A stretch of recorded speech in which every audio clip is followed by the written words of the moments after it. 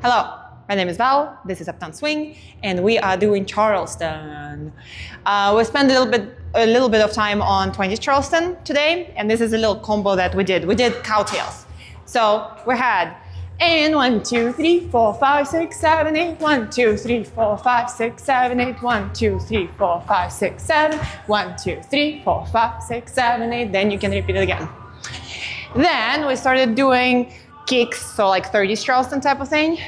And I had you do single kicks traveling around back and forth, single kicks turning, but then also do directional kicks. So you're kicking forward, you're kicking backwards, you're kicking sideways.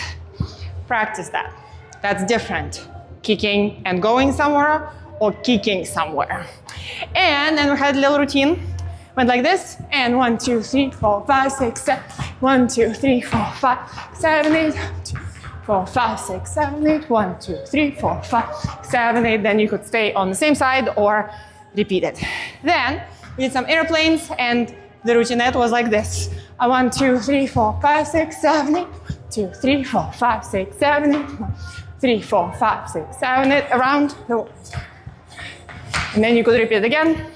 Or again, you could switch sides. And that's, I believe, what we did.